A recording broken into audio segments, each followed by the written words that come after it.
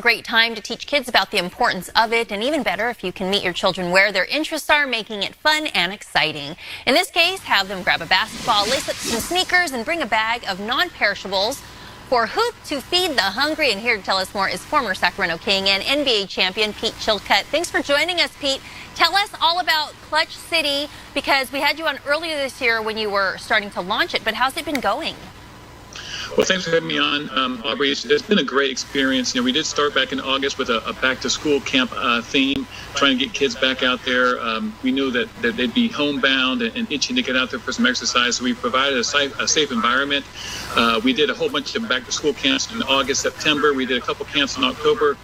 And as the weather is winding down for us, we wanted to have one more go at a camp, and we were thinking about Thanksgiving time, so we decided to, as you mentioned, go with a theme that would kind of instill the attitude of gratitude in our kids and giving back to the community. So we're providing the camp with a free cost, as you mentioned, asking kids to bring in some perishable, non-perishable goods. We're making those donations to local food banks, so we're really excited about what's going to happen.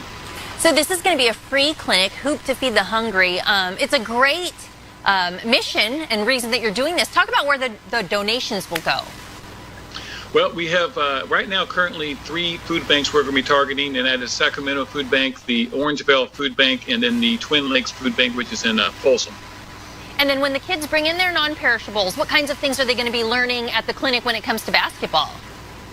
Well, it is a basketball clinic, but every one of our clinics, we do have a station or a set amount of time where we talk about some principles of life. And while we're teaching them basketball skills for sure, we're teaching them social how to improve their skills by staying, by still being safe. We are going to instill on them some of the things that make a good human being, which is, in this case, giving back to the community.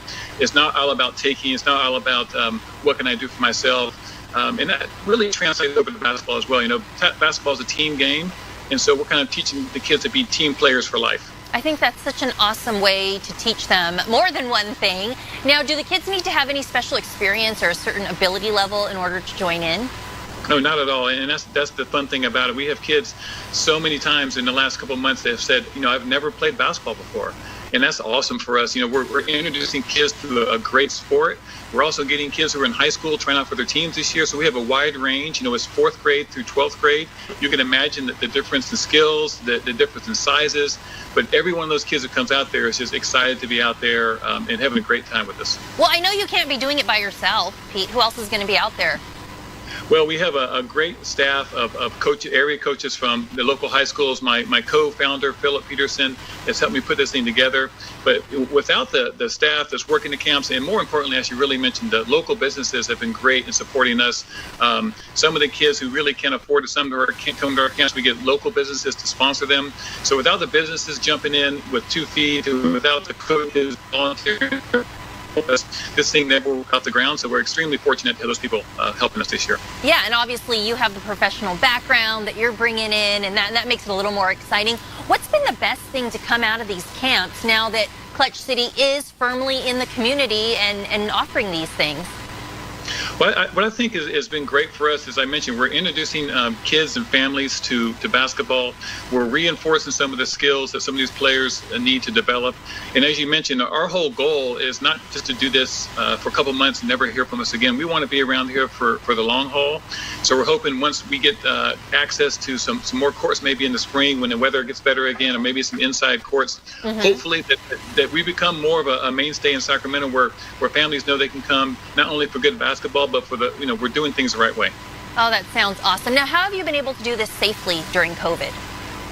We know basketball is a team sport. It is a contact sport, so we've really refrained from any of the drills where you're doing competitive stuff one-on-one. We're focusing on the skills, which is basketball shooting, dribbling, passing, just positioning.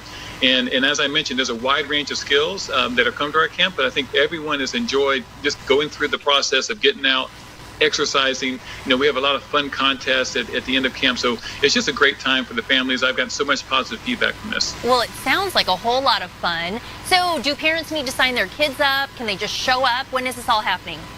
It is Monday, November 23rd. It's at Casa Rowley High School from 9:30 to 12. We are asking kids to sign up. Now, there is a deadline to get our free T-shirt, which is tomorrow, because we have to put the order in. So the website is clutchcityacademy.com. And if you don't meet the deadline, still come out, sign up if you can. If you can't sign up ahead of time, you can sign up on the spot. Just come out and have a great time. It should be, we're going to fill up at 50. We're getting pretty close now. So there's a few spots left, but we're looking for a great time and a fun atmosphere next week. Well, Pete, it sounds like it'll be a lot of fun. I think you're doing some great work in the community. And best of luck to you as you continue to grow Clutch City. You can get all the info on how to participate or donate at clutchcityacademy.com.